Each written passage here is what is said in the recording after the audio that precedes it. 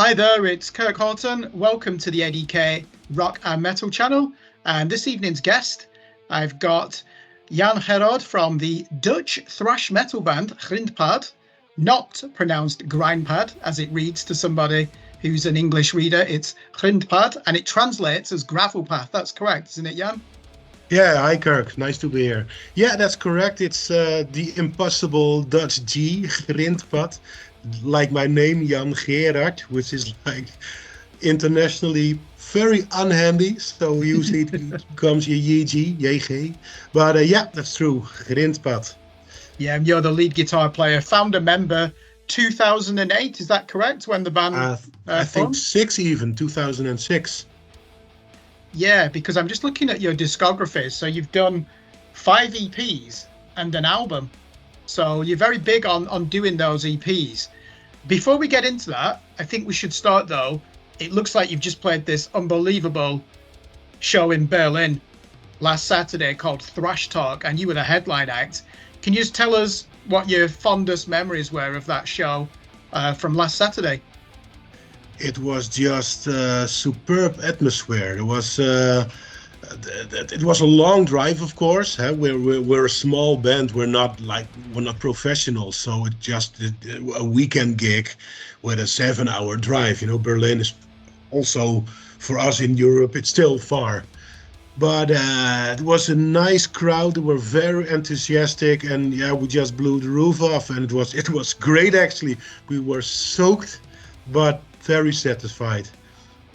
Well, I watched some footage from a gig that you played in Alkmaar in 2022, I believe, and the Shark Pit. For the viewers who don't know what that is, fans go to a Grindpad gig and they bring inflatable sharks, throw them around in the circle pit.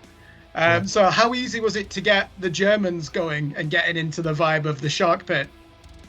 Well, actually, we started. It's we bring the sharks, and it was just we thought it was a one-time thing, but it was such a success that it always gets every crowd going. So it was like, okay, this is our thing, and we always bring 2, 3, 4, depending on how big the venue is. And yeah, it's through the years, it really became sort of our trademark. Of course, the whole shark thing in general, and also the inflatable sharks. And it just works, man. So do you know, you've got that 2017 EP, Shark Bite. Yeah. Did that come about because a few years before that, you'd introduced this inflatable shark and it became like a mascot? Did that influence you to have that as the theme of your 2017 EP, Shark Bite? No, the other way around. We came out of, let's say, Grindpad 1.0, the formation that won the metal battle. We were more of a death metal band back then. And then when, well, I'm not gonna bore you with the whole who left, who came, who joined, and then blah, blah, blah, blah, blah. So, but say from 2012 on something, we were like, okay, we're a thrash band. This is what we want to do. Actually, always wanted to do. And Shark Bite initially was just a song about a shark. I mean, it was never meant to be either the EP cover or the album title, let alone our whole trademark for the years to come. It was just a song. And we had like 5 songs for that EP. Okay, so you have to pick a title, and okay, let's choose Shark Bite. And well, then the very nice A.D.K cover came with a shark, and yeah, from there on it just happened. It's I don't know. It was never intentionally, but it's come to define the image of the band, hasn't it? The mascot of the band, which is good. I mean, this is thrash metal. It's got a lot of humor in it, hasn't it? Let's be honest, when you look at the lyrics for Yakuza Finger Collector Crew, you've described there, haven't you, the honor and staying within the gang. And even in one of the lyrics, when they're chopping the little finger off in the ritual, it is ice cold, the steel, isn't it? You've even done your research on that. So when I was watching the lyric video, I was like, whoa. Yeah. Impressive. Yeah. So, and of course, the whole shark thing, we have, because the more sour reviews were a bit like, oh, sharks, originally, yeah, that we know. I mean, of course, come on, we we never thought like, hey, we have something originally going on for us, but it just happened, and hey, we have fun with it. Again, we're not pros. We do what we want. We have fun. We play. We have a beer, and people like it. So and yeah, more and more people like it. So hey, yeah, we're happy. Yeah, can I ask you about that? So you said the Grindpad version 2 really begins in 2012, and because you've done 5 EPs and 1 album, how difficult is it to keep a metal band together for such a long period of time? Because you've been doing this for 18 years, haven't you, with this band? This is the 18th year. Yeah. Yeah, how hard is that? Very, very hard. You have to have an iron back spine, because everybody comes and goes, mainly goes, and yeah, the other guitar player Axel, together with myself, we're the oldest members, not oldest in age per se, but the longest running members, and yeah, we've had several drummers, bass players, vocalists. Yeah, it's hard. And of course, in all those years, I mean, it's almost 2 decades, there are periods with discussions, fights, mood swings.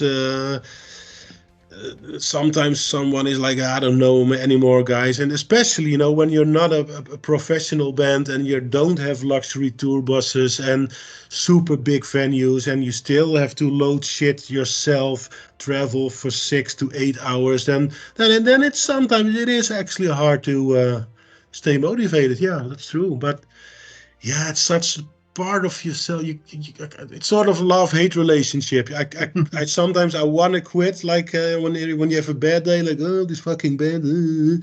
But yeah, in the end, it's running through your veins or something. I think that's the romance of thrash metal, isn't it? Certainly the first wave of bands. Like when you listen to Kill 'Em All and Bonded by Blood, they're even talking about the genre of thrash metal as a brotherhood, aren't they? And there is that fortitude, like you just said there, 18 years in, and you're driving 7 hours from Utrecht to Berlin. And only after the show you think, wow, did we just do that? Because you just want to do it, don't you? It's passion.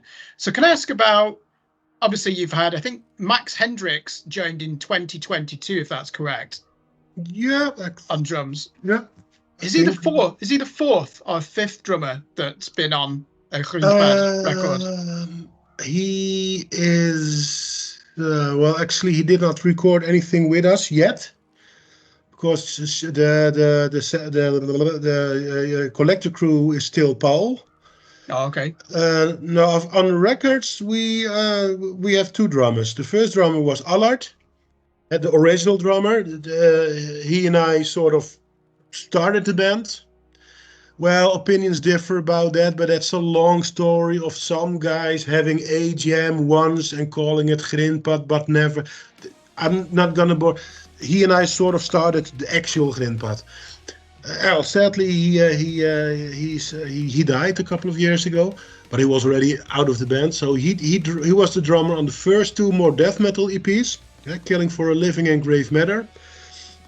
Then we had a long period of no drummer, because finding drummers, at least in the Netherlands, is very hard. And so then for the main part of our thrash time, we had Paul from ex Sinister. He was like the most known guy from us all. And now we have Max. Is that often, certainly, like you said, in thrash metal, there's always a shortage of drummers, and sometimes that can probably lead to the end of the band, can't it? You're just thinking, do we want to go through this audition process again? Because there's no such thing as technical thrash metal, because it's just assumed that you're all technical anyway in that genre, isn't it?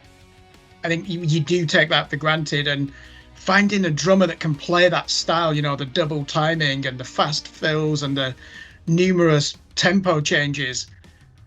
Has there been a point where you just thought, that's it, what, we've lost our drummer again, I don't know if we can continue? You should think so, but no, we when let me think, we actually were playing for years and years without a drummer. The whole period between I think 2012 and Sharkbite, which was 2017, we could not find a drummer, but we kept being motivated and writing songs. And you can also now, it's funny, you know, if you listen back some of your older stuff, you can hear where you were at that time mentally. Yeah. And I hear now Sharkbite really was an outburst of like finally here we are. And also the song Not Dead, which is like, that was pretty much what we were shouting out, like finally Grindpad is not gone, here we are, now we have our drummer, we're going to show you. Yeah. So were you, in those 5 years from 2012 to 2017, were you recording demos surely with a drum machine? Yeah, we were making basic drum tracks on a laptop, you know, just fine-tuning songs. Also just have fun. I mean, in the practice room, it was, and we practice on Friday, so it was also our, you know, after a week of work, just us having fun, playing our instruments, having a beer, and yeah, practice, write. We knew that we knew we were gonna find a drummer. Eventually, it would, you know, one would come. So and it did. Yeah, I mean, you don't necessarily need one from a recording point of view. I mean, even Meshuggah, that album, I think it's Nothing. That's a drum machine, isn't it? Obviously, Ministry, their finest material, they have a drum machine. Even Creator in the 1990s went industrial, didn't they? So I don't think it would only hold you back in a live environment, probably, won't it? Having no drummer. Well, actually, at one point, we even considered doing shows with a laptop. Yeah, we never that did would it. Look great. There was a point where we were like, you know, okay, you know, let's just do it, and if we just make fun of it ourselves and we just, you know, pack it in a joke, like pointing at the on stage at the laptop and say, okay, this is what it is. Why not? But yeah, then came Paul, and so luckily it was never necessary. And I don't know, yeah, recording drums that way, I'm sure it works for some bands, but I don't know, man. Thrash metal has to live. It's yeah. I think you would be, I don't know, disrespect to the creators or Meshuggahs, but I think it would miss something for me. Yeah, it's like hardcore, isn't it? You know, when you hear those D beats, and that, to me, when people say, Kirk, can you explain to me the difference between black and death metal? And I'll say, one, it's the way that a black metal band will deliberately want it to sound ugly, primitive, not mechanical in any way. They want the human imperfections. Whereas death metal, sometimes you hear it, there's just no, like technical death metal, I've not heard a good tech death band in years because it's just lifeless, a lot of that music. Why did you move away from death metal to thrash metal in Grindpad? Well, you know, sometimes it's you cannot always make what you want per se, because you find the singer that you find and you find the drummer that you find. And Axel and me, we were always thrash metal guys. You know, we were from the Exodus school, old Metallica, Slayer, Anthrax, you know, all the usual suspects, blah, blah, blah, blah, blah, Pantera. But Allard was really a death metal guy. He wanted to blast as much as possible. And the first singers had more of a grunt, so that's just what came out. And we were having fun with it also. But when Grindpad 1.0 sort of collapsed, only Axel and I remained. And then we were like, okay, now we're going to... It takes as long as it takes, but we're going to make 100% what we want, and that is thrash. So no more grunts, no more blasts, and we're going to, you know, be thrash in everything, from the covers to the logo. This is now thrash. Yeah. God. You're right. Certainly the the humor and the lyrical themes, the artwork. I do like the artwork for Finger Collector Crew. That stunning blonde woman holding a sword on the front cover. That just, as soon as I saw that, it's like, I need to review this EP. So you covered Anthrax Gung Ho, didn't you, from Spreading the Disease? What other songs were candidates as to put as a cover on this EP? Because I know you've done Beastie Boys, haven't you, as well? Yeah, but it's more of a live thing. Oh, okay. Was there any other songs besides Anthrax that were up for consideration to be put on this as a bonus cover track? Never so seriously. Of course, when you're in a band, you're always like, hey, this would be a nice cover, that would be a nice cover. Somewhere in the back of our minds, we're still planning to do, at least live, Fucking Hostile. Yes. Of course, I think that will destroy live. Yeah. We also play, within our, say, live library, we have Fast as a Shark. Which, for example, when you play in Germany, I mean, boom. Yeah, you're gonna get the appreciation there. Yeah, but no, the Gung Ho was pretty much the only serious candidate for a recorded cover, and of course, the fourth song on the EP is also a cover. Just remind me, what is the? Is that one of your previous bands that you've covered? No, it's the fourth track on the new EP is called in Dutch A.O. Godverdomme, which is, well, a joke towards, say, Utrecht's slang, the city we come from.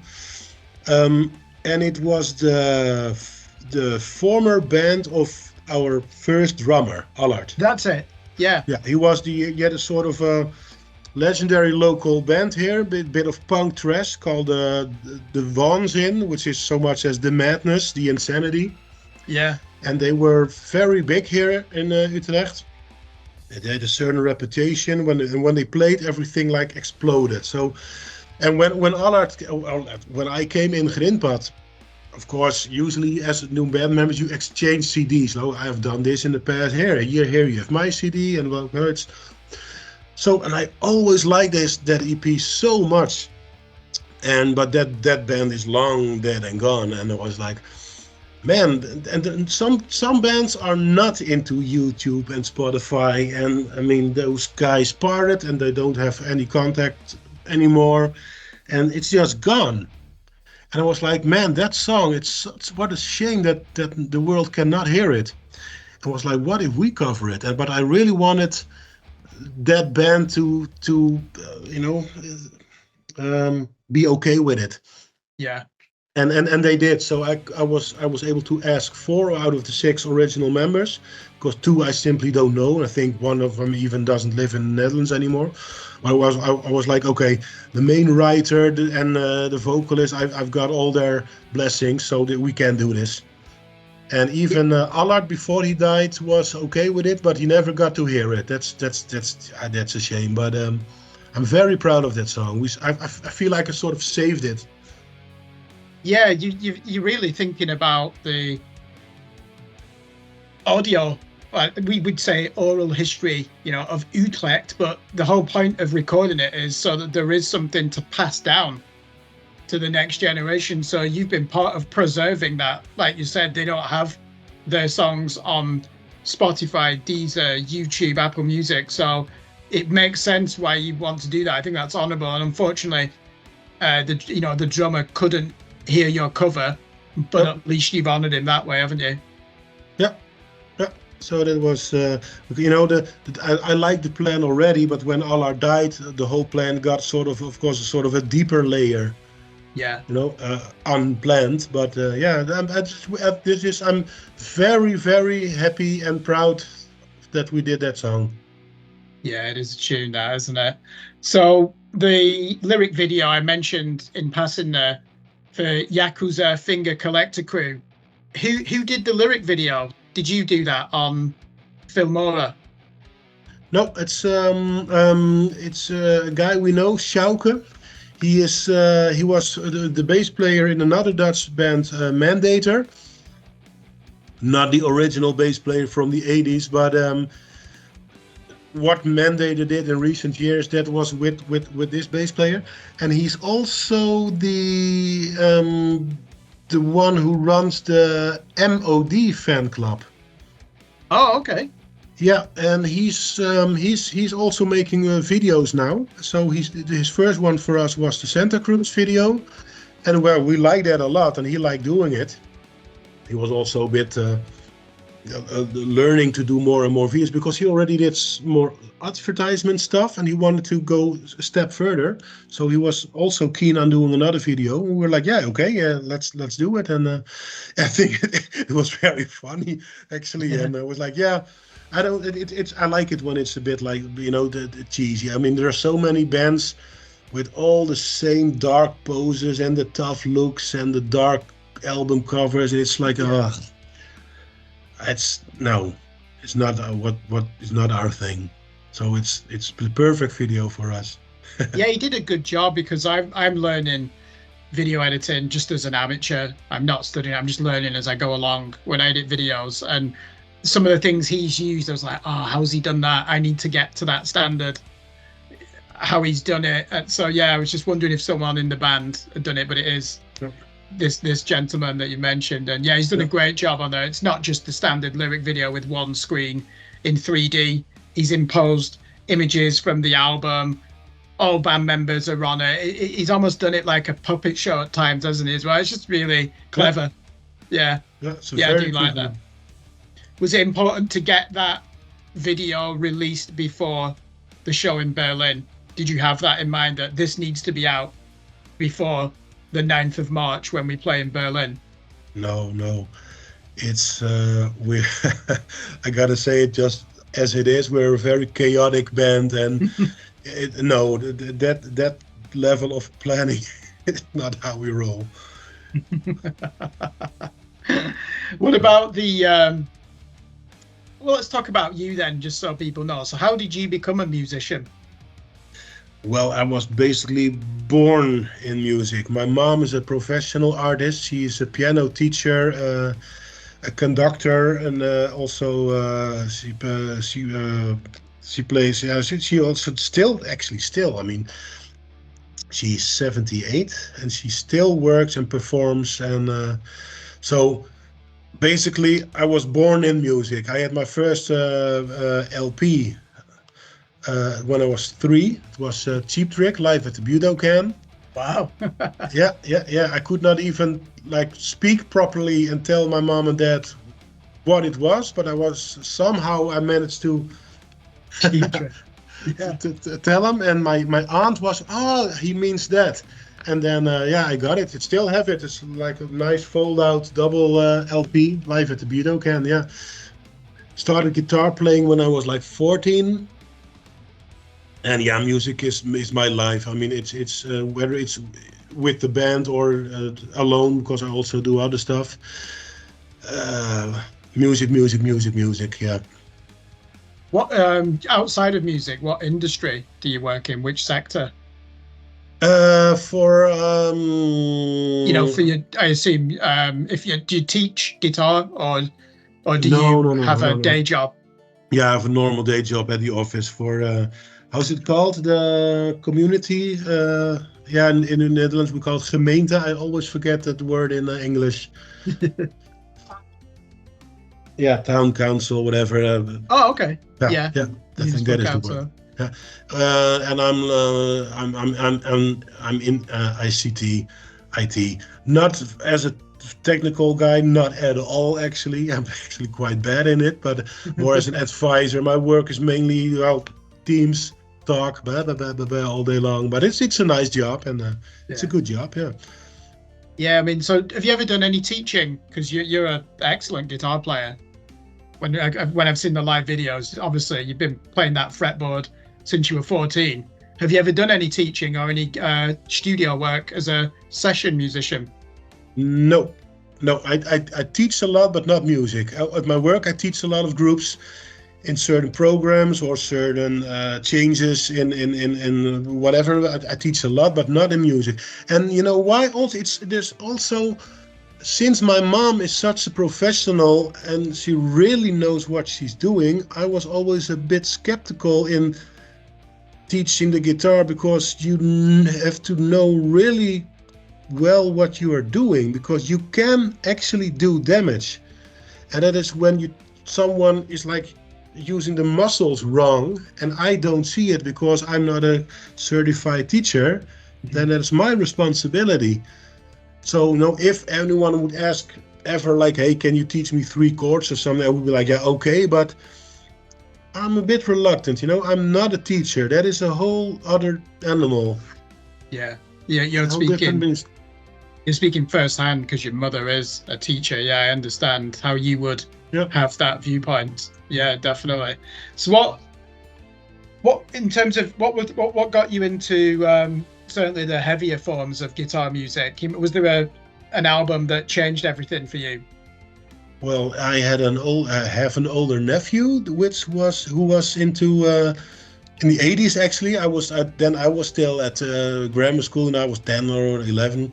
I'm from 1976, but he was a couple of years older, so he was actually back in the 80s when all those classics came out, into Slayer and Metallica, of course. So I saw there as a kid, of course, mainly the drawings got my interest. The Slayer skull and Iron Maiden covers, of course. I mean, always Maiden, and so that was interesting. All those dark areas, I was catching them at home, and then I had some cassettes, tapes from him with Metallica, and I was like, oh, this is cool. Then when I started playing the guitar myself, at first I got a bit out of metal again. I was reading about Jimi Hendrix and Eric Clapton, all those guitar gods, and then of course, I think early 90s, everything. I mean, you have Alice in Chains, and you have Rage Against the Machine and Pearl Jam, and all you hear, if you're an alternative kid, you're not into house and dance, then that's what you hear. And again, it's guitar. I mean, the Black Album, Guns N' Roses was huge.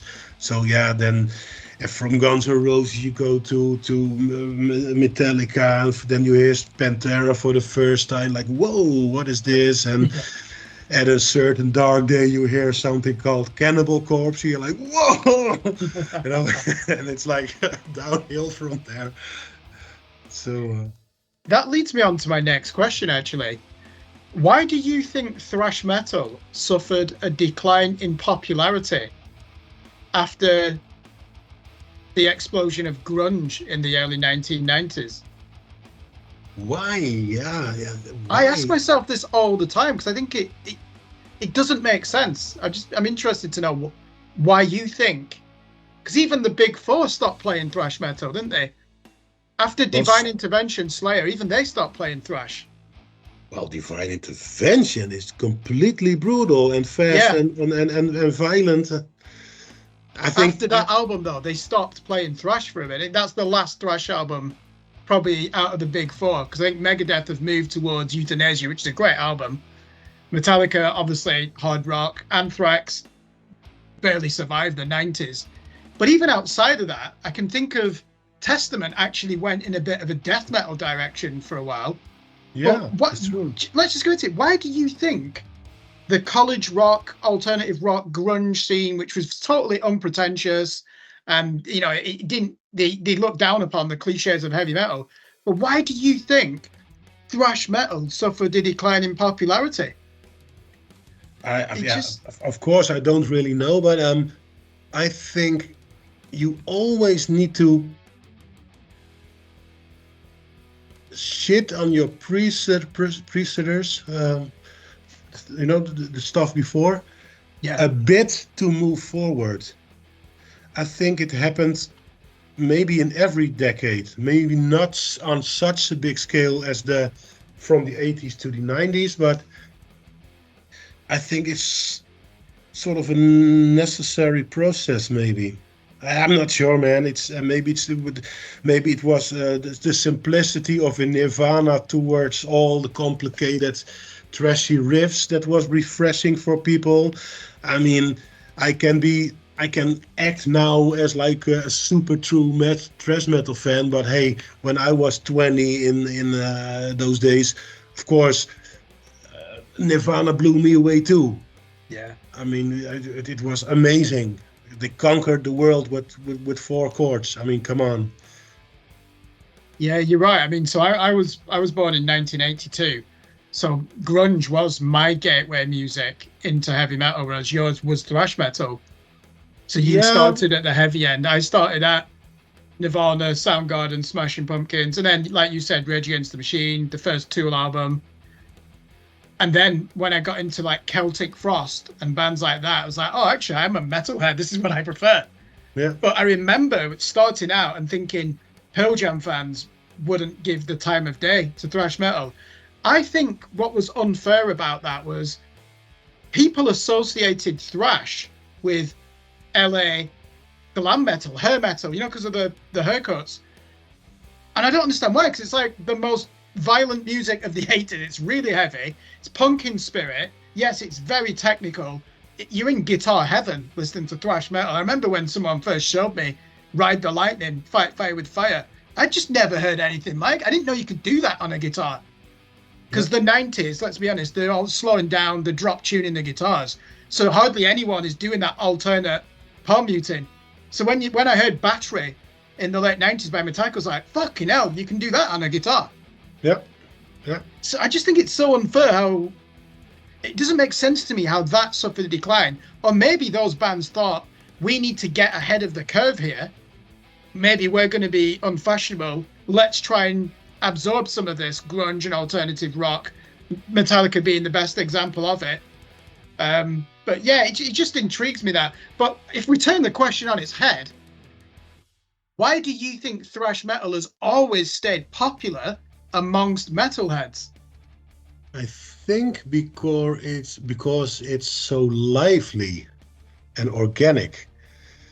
For example, earlier you were talking about technical death metal. I'm not saying that I don't like death metal, but I'm very selective because a band like Suffocation to me makes death metal because they want to bring the violence and the aggression to a next level.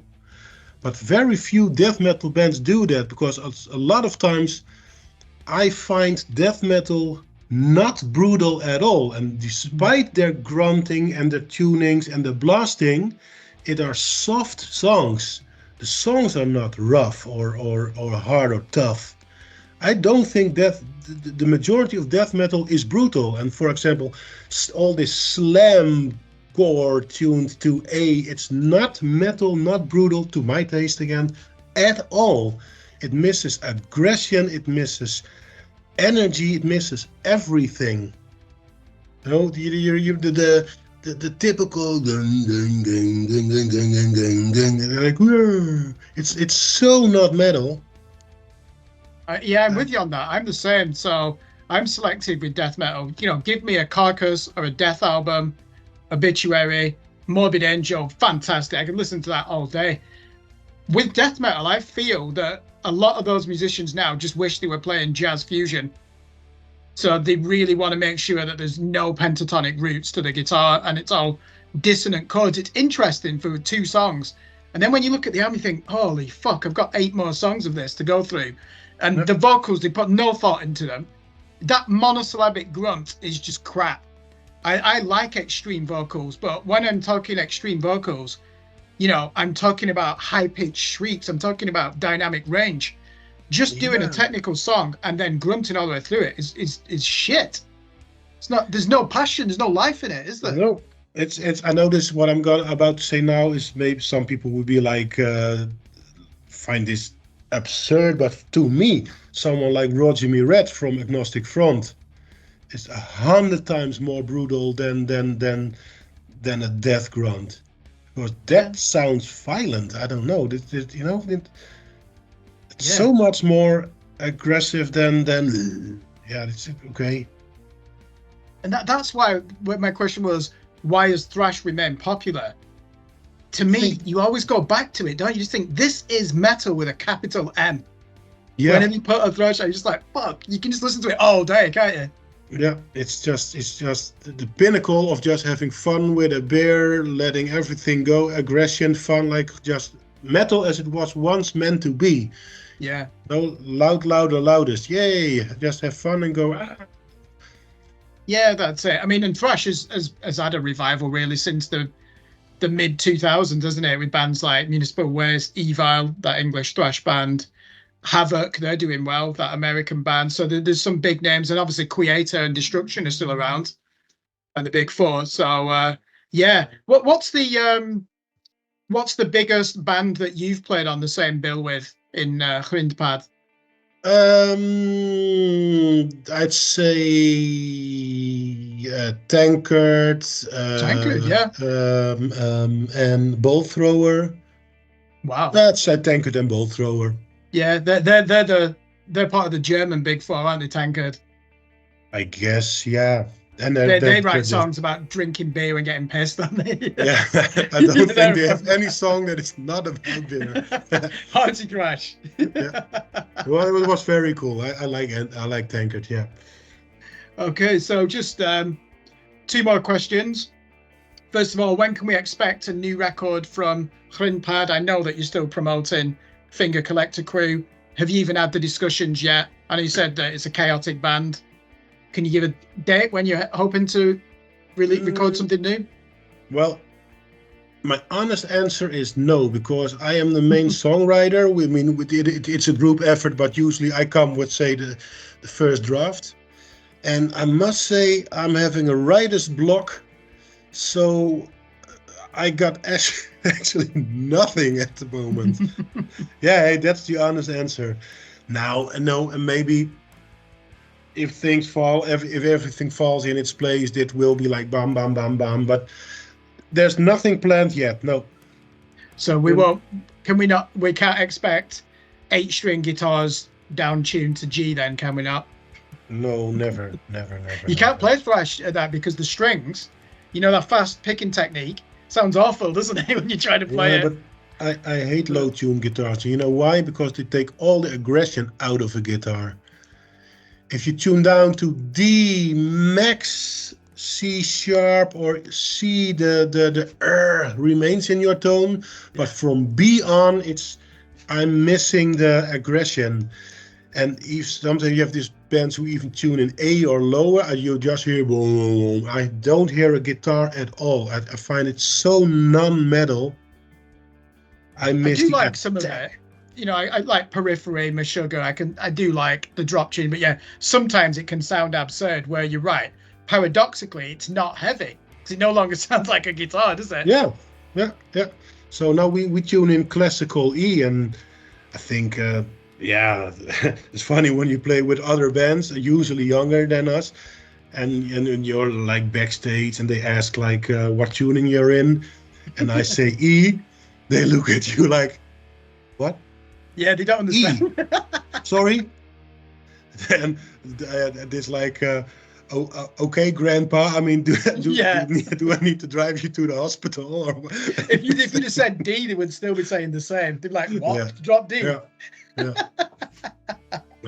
Yeah, and then you politely explain, yes, do you know that album Rain in Blood? Do you know that album Ride the Lightning that you probably enjoy?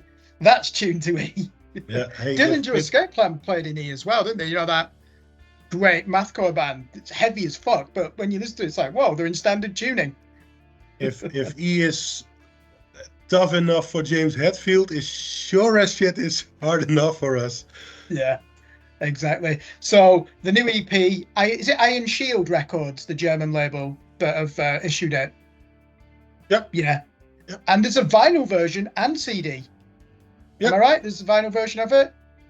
Excellent. Yep. So where should people go to buy that? Should they be going to Bandcamp as the best place? Yes. And also just our own website. We have a web shop. Just grindpad.com. Okay. Facebook or you can reach us quite easily. we're digitally we're on all the usual suspects. So Yeah. I'm not obviously I'm not the social media guy in the band, but we are everything there where a band should be. Yeah. Yeah, I saw that on Facebook. You updating that regularly. I'm the same. It's a necessary evil, really, isn't it? Having to use the social media platforms. Man, how old do we sound in this interview? We've been criticizing people who play in drop F on the guitar. We've been saying that death metal's boring now, and thrash is the pinnacle in the mid 80s. And now we've just talked about how we dislike social media. So are there any other cliches that we should end with, just to prove that we are miserable old bastards? Let me think. Maybe now let's first wait what the comments on YouTube will say. If we get any, they'll write us off after 5 minutes. Like, oh, I think the term is it boomer. Two boomers here talking about things used to be better in the glorious past. yeah. But no, in all seriousness, to our viewers, go and check out Finger Collector Crew. Is it 4 or 5 tracks? Sorry, the EP. 5, isn't it? Yeah. Can also the back catalogue, are they all still in print, certainly in CD format, the other 4 EPs and your full-length album? Yeah, everything is for sale. Perfect. Yeah, so go to grindpad.com. I will spell that, or as an English person might pronounce it, Grindpad, which means gravel pad in Dutch, or grindpad. So GRINDPAD, Papa Alpha Delta.com. And that's where you can buy the merchandise. Inflatable sharks, I assume you can buy. I don't think so. No, man. We still have to find a proper address to make our own sharks with the logo on it. So that's if anyone has suggestions, they are very welcome. CDs, T-shirts. One day you'll be able to get inflatable sharks, and your fans are called sharks, aren't they? That's how you address your fans. Hi, sharks. Yeah, Shark Crew or Shark Pit or At a certain point, there were even people talking about shark trash. Well, like, oh, okay. Shark core. That sounds awful. Shark core. Shark core, yeah. Or Jaws core. And you could write an album Jaws every one about the Jaws films. Yeah. Superb. Well, thank you very much for joining us on the channel. And hopefully you'll come over to England. I mean, I know that Britain's no longer in the European Union, but it shouldn't be too difficult getting the ferry, should it, from Ostend in Belgium over to Dover and then driving up to the south of England in the north?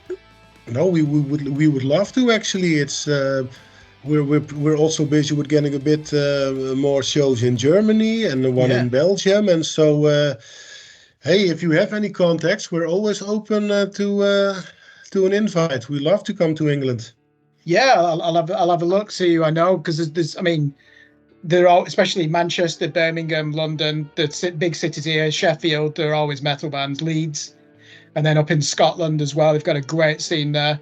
So yeah, definitely will. I'll have a think about that. I mean, I'm more of a music reviewer, so I deal mainly with PR companies rather than promoters. But I do know quite a few local bands and. And the shows to play. So I'd love to be in the Shark Pit for a Grindpad show. So thanks very much for joining us. Hopefully I'll be able to see you live one day. Thank you for your interest in the band, and love to come to see you again. Definitely.